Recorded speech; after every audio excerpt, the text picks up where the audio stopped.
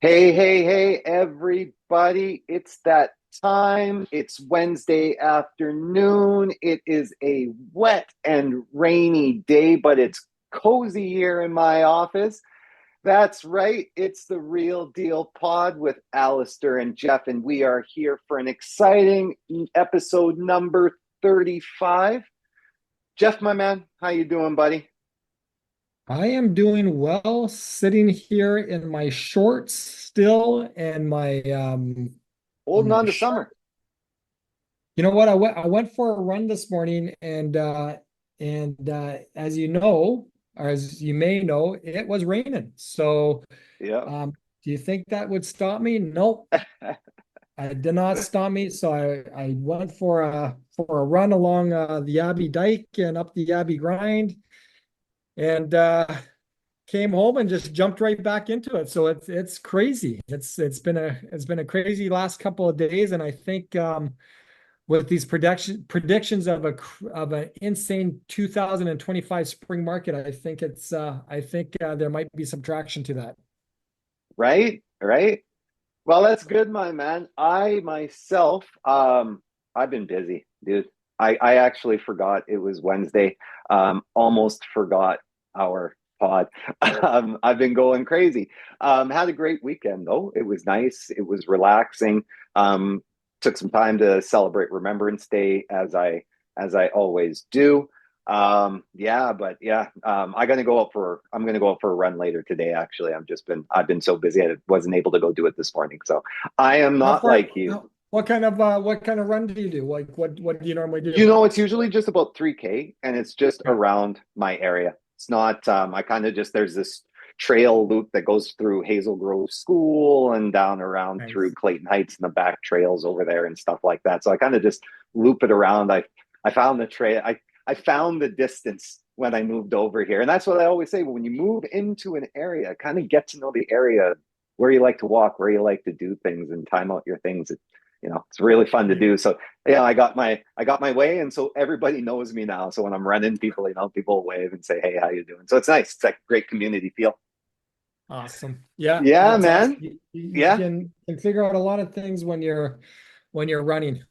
Oh, absolutely, absolutely. Well, man, let's get into it today.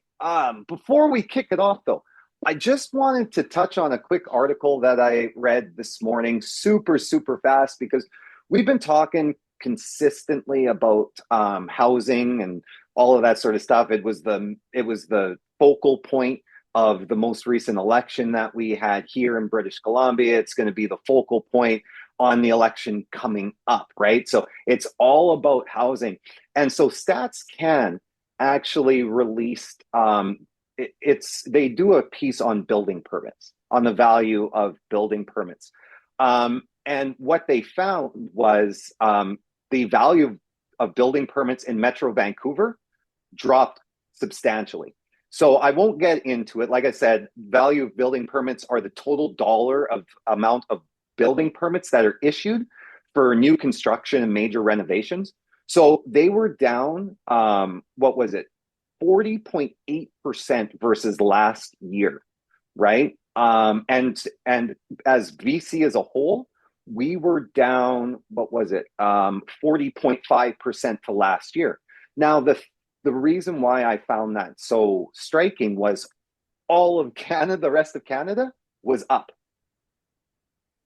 Hmm. And where we like to kind of,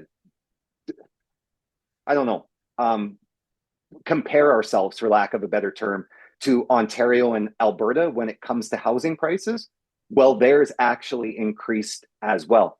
So, what that means as a whole for us here in Vancouver, it goes straight back to housing supply. So again, we had politicians talking about how they were going to increase our housing supply. Well, with fewer building permits being issued, it's likely that we're going to see fewer new homes and apartments being built right in the Yeah. new future. And so that means that housing could be tighter for the years ahead, and of course that is going to directly impact our cost, right, for both buyers and for both renters, right? And then the other things that it takes a look at too, that I think that we sometimes oversight, is economic health, right? So the amount of building happening in an area is often a sign of how well the local economy is doing, right? So when construction projects are slowing down, of course, fewer jobs are created, and local businesses see less growth. And then it also could shift, it could signal things in the market when it comes to developers and how they feel about our future. So those were some of the key takeaways that I had from it, right? Was if all of Canada is growing in their major renovations, their new construction, their commercial growth, and Vancouver is lagging behind at not a small percentage, but 40%, right? That's just that was quite an interesting article to read. So I just wanted to kind of bring that up. So in simple layman terms, in 25 sentences, well, 25 words or less, give me the Coles notes on that. The Coles notes are we're seeing lower buildings or lower building permits being or lower future building developments coming up. So that directly impacts the cost of our housing. So it flies directly in the face of what all of our politicians and everything have been saying, right? So again, we constantly talk about we need housing prices to go down. Well, how's it going to go down when we're not seeing new development? We're not seeing new renovations or anything like that. Which goes back to a lot of dialogue you hear when we have a housing issue here, not only in Vancouver, but in Canada. But we're making all these new regulations and guidelines, but is it really going to fix the problem? And but that's what I just said, though. I finished, but what I said was the rest of Canada's increasing. They're not seeing a shortage throughout Canada. Vancouver is the only place in Canada that saw a decrease. Ontario, Alberta, where we like to compare ourselves to, saw an increase. So that is a direct issue with us provincially. Right. If all of Canada is going one way and Vancouver is going the other way, that's why I mean, like, it's not. This isn't really a Coles note type of deal, right? Like, I know we got to get deeper into it, right? And we got to get into other things, but this is literally something for us as a province that we need to pay attention to. That if this is for residential and commercial. Right. It's residential and commercial. See, and not to get overly deep into it, I hear what you're saying where Vancouver and Toronto building permits have declined, but again, Vancouver. Just Vancouver. No, just Vancouver. Toronto, Calgary, every other place in Canada increased. Just Vancouver. I still think we will have building like a housing crisis because no, that's what we are going to have. That's what I'm saying. That's what the point of this is everywhere else increase. So they are addressing and fixing their housing crisis. Here in British Columbia, we are not. We are actually setting ourselves up for it to be worse in the future with fewer developments coming up. That's what I'm saying. We are actually set up in a spot for it to not be in a good place. Yeah, and where I'm going with this, Allister, is and hearing what you're saying, I still believe we're going to have a housing crisis, even with these building permit increases. Not only sure, in Vancouver, but throughout Canada. No. For sure, we are not slated by far. We are not slated by far to build enough homes as a whole in Canada, by far. But we, as in Vancouver, we will see the biggest strain. Like that's what it's saying. It's like, great. Like who I would rather be if everybody's going to feel the strain, right? I would rather be in the place that feels the least, right? I know everybody's going to feel pain in the housing across Canada, but why? Like, I don't want to be here in BC as the one that's facing the absolute worst. Like, that's not the place I want to be in, right? Like that's where I don't want ourselves as British Columbians to continue to hold our head. Like, why do we have to hold ourselves in a place like, okay, well, everybody's going to be in a strain. Okay, great. Well, why do we have to be the worst? Yeah. Yeah. And again, even like, that doesn't make sense. Even to dig deeper into it, building permits is one piece of that pie to fix housing, right? Well, it's a You know, big piece right now, and the we've other got piece the of that immigration pie and all of is, those other factors that have come in. sorry? I said, well, when we've got all of those other factors, right, that have already played in place, where people will argue immigration and all of those other things, right, that is 100% part of the factor, right? But right now, right, the root fix is the housing, and so that's what I'm saying. We can argue all of those other elements, and they are all 1 trillion% true. But the biggest issue right now is the fact that we don't have the housing and we Yeah, don't have the foreseeable housing coming up to address the issue. So, no matter what, right, we can fix everything else when it comes to addressing immigration, all of those sorts of things. But if we still have not created that housing, it still does not, we still don't have places for anybody to live, and our population will continue to increase because we will still continue to reproduce. So yeah, the issue becomes now is where we don't have development going happening, we have an issue. Now we have the issue of development, yeah. right? Well, So that's an that's interesting. just my takeaways from that piece I was reading. It's just really concerning, right? When I'm saying Canada going up and the rest of Canada going back, going forwards, and British Columbia going backwards, man, that's crazy to me. That's alarming. So anyhow, let's get into it, my man. What are you talking about today? I don't know. I wanted to again just kind of rediscuss a little bit about what we talked about last week and seeing what our government is doing to try to increase affordability Apparently for not enough because buyers. we're down 40.5% in building permits. So apparently not enough. Go ahead. Down 40.5%, but up 30% in housing sales in the month of October. I know it's just a roller coaster ride. Resale. That's we're just regurgitating stuff that's already there, man. That's just regurgitating stuff that's already there. That's not building. Yeah, no, I got you. I got you.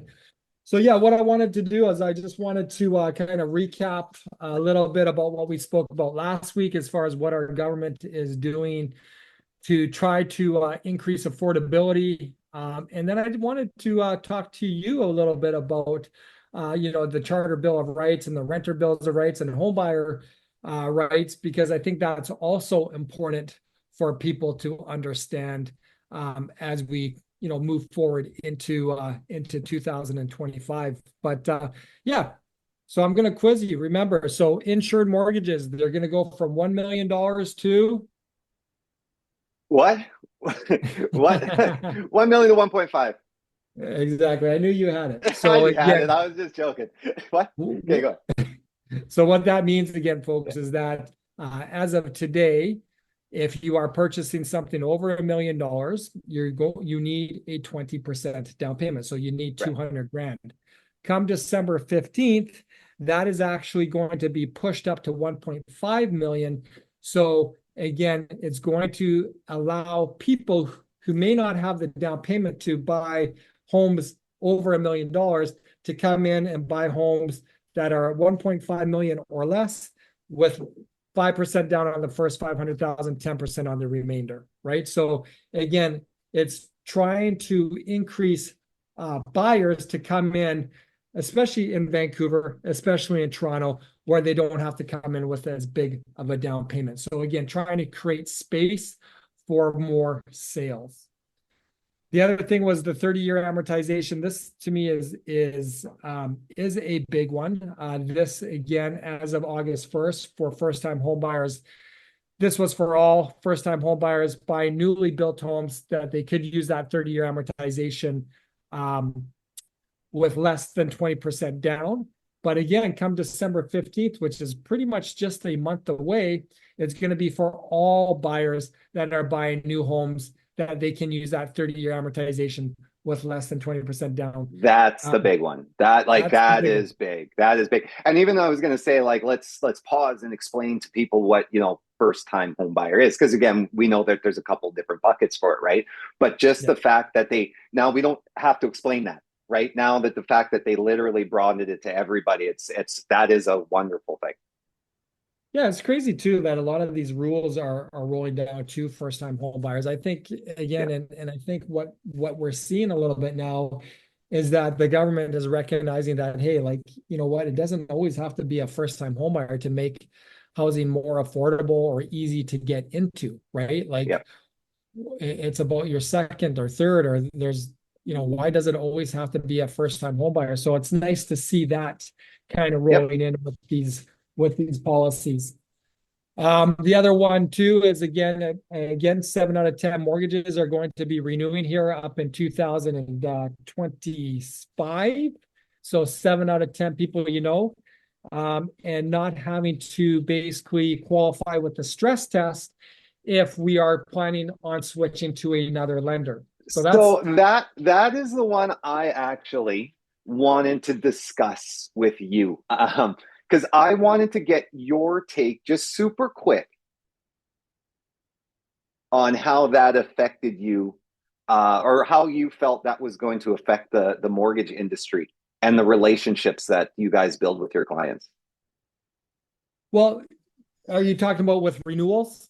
Well, yeah, because now, right, you don't have to pass a stress test. So now Yeah. what that is going to allow is going to allow people to shop for sharper rates. And let's be honest, right? Like I don't know how the mortgage industry works like Right. per se, but I'm going to say like cell phones. I'll take cell phones for example. So the reasons what cell phones do is they on the first contract they offer you the sharpest contract they possibly can with the hopes that you're going to renew with them further, and then that's where they'll make up the dollars from you later, because your plan you now don't have the best plan, right? You don't have the best stuff. And it's the same thing that Shaw does with their, like now I guess it's Rogers, but they did with their television packages and stuff like that, right? They would bring you in on the best package, and then the next bump would be you didn't get all the frills that you got the first time. Now you're staying for the relationship that we built together. So what does that do for, how does that feel? How do you feel it impacts like the mortgage industry?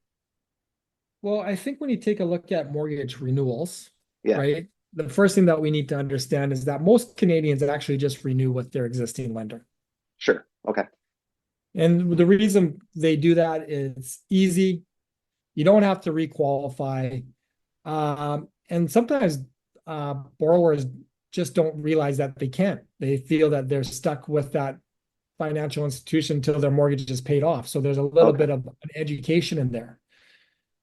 But the reality of it is that, again, the 70% of the people who do that, which is the large majority, they're not getting the sharpest renewal rate. To your point, right? Right.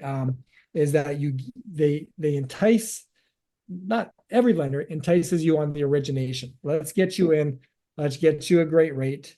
Let's build that relationship where we're building that like and trust channels. My bank loves me, my credit union loves me, my lender loves me, so they're going to take care of me. But the reality of it is, and I've said this time and time again, those 7 out of 10 people that are renewing with their existing lender, Yeah. right? I'm going to say 7 out of 10. Well, I'm going to say 6 out of 10 aren't necessarily getting the sharpest rate, Oh, I'm right? going to go with you, and I was going to say eight because you would not be surprised. Normally you have to threaten to leave your lender when you're going to go and say, unless you give me literally your sharpest rate, I'm out of here. And then they magically come up with that sharpest rate that you couldn't get before. That's why I was Yeah. saying, like they entice you with that first one with that bottom rate, because on the second one they're not giving you that best rate. And I believe it's 8 out of 10. So sorry, go ahead. Right. Well, it's pretty much 80% of Canadians. Here's the confusing stats. 70% of Canadians' mortgages are going to be renewing by the end of 2025. So Yeah. 7 out of 10 people that have a mortgage are going to be renewing by the end of 2025. Out of those 7 people, I'm going to say 5 out of those 7 people will simply renew with their lender. No And question then about the rate, right? no question about the rate. They just Yeah. believe that that's the best Right. rate. And Yeah. then out of those 5 out of 7 people that are renewing with their lender, I'm going to say 4.5 of them are not getting the sharpest rate, right? Right. So the nice thing about this introduction of policy where uh, borrowers will not have to face a stress test, to renew their mortgage. Yes, they're still going to have to qualify, but it will open up some doors for them to allow them to shop for sharper rates, providing that they qualify, right? Yeah. So, No, it's true. Yeah. And I think too, what it does is now you can best trust your advisor even more because them knowing that you can walk out the door if they lie to you with the perceived best rate, knowing that they could have just got it from the guy next door. So you might as well just give me the best rate so we can stay together and continue this relationship together. Right. I think yeah. that type of quote transparency is good for the industry as well. Yeah, and this all falls into the Canadian Mortgage Charter that was Yeah. introduced, right? Yeah. And this charter is all about protecting home buyers' rights. Yeah. So the other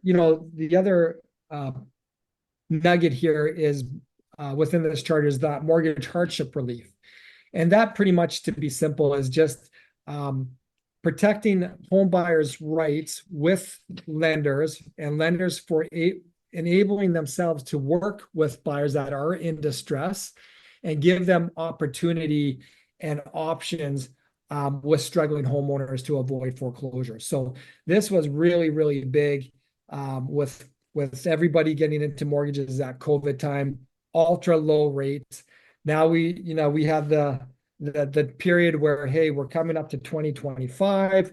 7 out of 10 mortgages are going to be renewing. We came out of a season of rates just rising and rising and rising.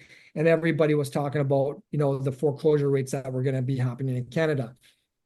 And this is when that Canadian Mortgage Charter was introduced to say, hey, if that is actually going to be the case, we need to protect home buyers. And this is one of the ways that we're going to protect home buyers is to work with the financial institutions that are out there to say, hey, what can we do in financial hardship or mortgage hardship, and how can we help these people to avoid, a possible foreclosures or anything to that idea, right? Yeah. So the renters' bills of rights. Here's another one too. Is that the introduction of the renters' bills of rights and the protection against unfair rent hikes and evictions. So again, many of people who listen to this pod could be renters, and here in British Columbia, Allister, do you know what is legally allowable for a landlord to increase someone's rent as of 2024? It is 0.75. What was it? 3%. 3%. Right. Is it 3? So okay. I thought it was lower, to be honest. In BC, right? Okay. So in British Columbia, inflation plus 1 or whatever it was. Yeah. In British Columbia, if you are a renter and you are in a rental situation, and say, for example, your rent is $1,000, your landlord can only legally raise your rent 3%. So what's 3% of 1,000? $3. Yeah. So your new rent for the upcoming tenancy agreement is going to be $1,003. $3. Provinces like Alberta, if your rent is $1,000, they can come in and rent it up to $2,000. Yeah. So from what I understand, there is no renters' bills of rights there, right? The other thing in this renter bills of rights is also standardized lease agreements. Like when I was renting in my early days, did you ever have a lease agreement? No. No. It was like Mr. Furley or whatever from Three's Company just showing up at your door and asking you for the rent. So again, within the renters' bills of rights, there's a big push for standardized lease agreements, right? And again, once you have a lease agreement, it's very clear and very simple to eliminate misunderstandings about what that rental obligation is and the process. It's amazing though how many people that don't have them. So again, this is another thing that Canada, our government, is doing to try to protect renters. Right? Yeah, I think we should mention one. I don't know if you're going to go to it, but what happens when somebody sells their home, right? And the person that is coming to buy it has decided, I'm going to bring my mom. I'd like my mom to live in the suite. What is the change there? Yeah, from my understanding, if basically, say, for example, if you already currently own a home. So Allister Carrington owns a home. Yep. He's been renting it out. but now he's going to move in it, or an immediate family member is going to move in it. Renters' rights, I understand it to be Allister Carrington, the landlord has to give 4 months. 4 months. Is it 3 or 4? 3. I believe it's 4. I double No, I checked think it. it was. I think no, it was slate. It started at 4, but I believe they had to reduce it for 3 because of the mortgage thing, because So of the this 90 this is day. where I go back. You already own the house. Oh, right. Okay. So Right. if you already own the house, Right. Yeah. Yeah. that basically you're renting out, and now you're moving into it, or an immediate family member is moving into it, you have to give that renter 4 4 months. months. Yes. Yes. Now, if there is a sale agreement in That's place, why I reversed. I used the reversed scenario. You right? switched the scenario on me. That's why I'm like, what are you talking about? I know you Okay. got me confused there. So when there's a sale in place, now Alistair Carrington is the owner of this investment property. Now he is selling it And to I a have new a renter in the buyer. basement. The renter, just say it's a house, right? Or Okay. the renter in the basement. It's easy, Then just the easier. renter's rights is 3 3 months months. that they need to have notice on. Right. And then basically, back to if Alistair owned that home and basically mom was moving in or he was moving in, then you got to live in that for a year. And then if you aren't living in it for a year and it's been disclosed, then you basically may have to pay that previous renter 12 months of rent payments. Yeah. The only reason I wanted to touch on that because that's a big change because the change was a month. The change was a month. And so I want to, I like that is a huge change that I wanted people to understand because unfortunately we may get into situations where you're not dealing with the best representation and people might be giving you some poor advice, whether it be you're the person that owns it and is selling your home, or you're a person that is renting in it and are being evicted from your home. I just, yeah, because either one is going to end you up in a lawsuit. So again, be very, very Yeah. careful about about And I making think sure the people that you're dealing with know the new rules. right. And just to kind of recap it, because I don't want to confuse people, Yeah. because this is confusing a Yes, it little bit. is. If Alistair Carrington owns a home and he's renting that home out, now he decides to move into that home or have an immediate family move into that home, that renter's right is 4 months notice. Right. The other piece is Alistair Carrington owns the home. There is a renter within that home, but now he's selling that home to a buyer. That renter's rights is 3 months. Right. So I think those are the two pieces of gold that we need to understand here without getting it too convoluted Right. and too complicated.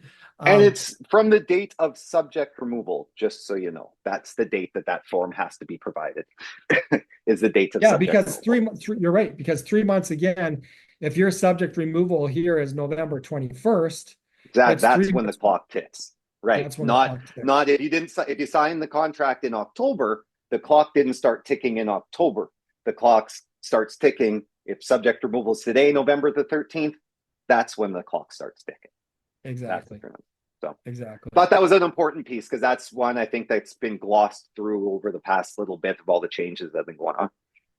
Well, I'm gonna hand this other one off to you, the home buyers bills of rights, because this is gonna be coming onto your sandbox and having that discussion. And two of the key points in that is making price history available, right? Yeah. So when there are purchases that are coming in place, well, what is the So, history of that, which really is a so non-sense. that to me, I will say, like, again, great for the great. I'm all about transparency. Okay. I'm all about transparency. So when I say this, let me be clear. I'm all about transparency. Yeah. What I'm about to say though is I don't understand what realtor didn't already do that for their clients. So every time I meet with a client, I print up the history of the property and we go through how many times it's been sold, what it's been sold for, all of that sort of stuff.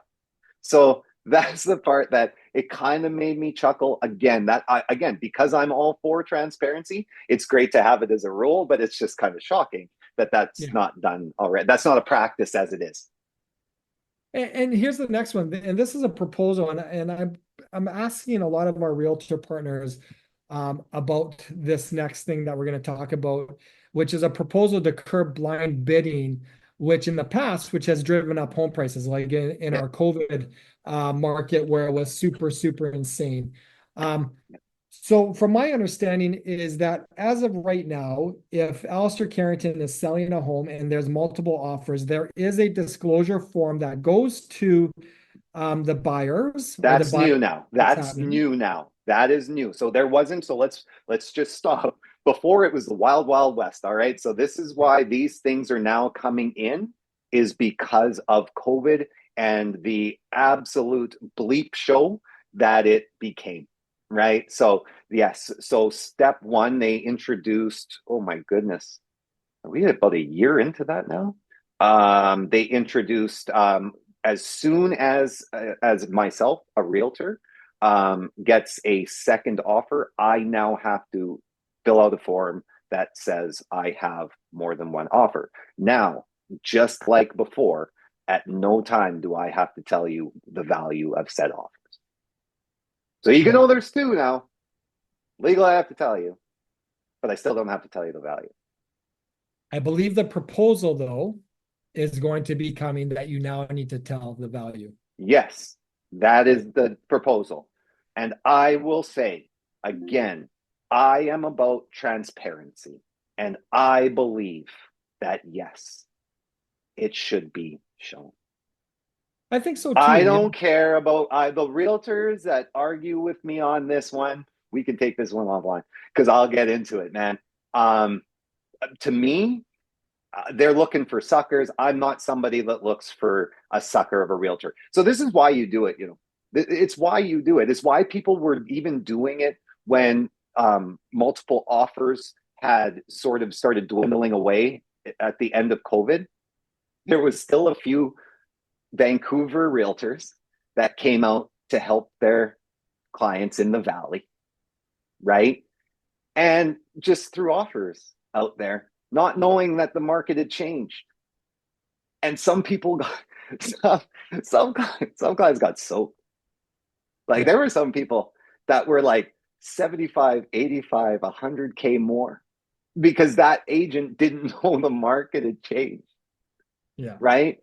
So like and to me, yeah, great for the seller, great for that agent to be able to tout his horn and say though and have that funny thing to be able to tell to all his colleagues and all that sort of stuff. That's not how I roll. That's not my life, right? That's not my way of doing business. So I believe in transparency. I don't believe in soaking a buyer for 100K, man. That's criminal. Well, on that note, let's soak up some more rain and sign off. Right. All right. Well, that's it. That's all you got for us today. That's it. That's it. Awesome, my man. Well, guys, once again, we truly, truly, truly appreciate you guys taking some time to listen to us. Please continue to like, love us, and share us. Geoff and I always take your comments and your feedback to heart. We try to be better for you each and every day. So, as we always say, stay informed, stay empowered, and most importantly, stay tuned. All right, y'all. We'll talk to you later. Yeah, have a nice day. Peace out.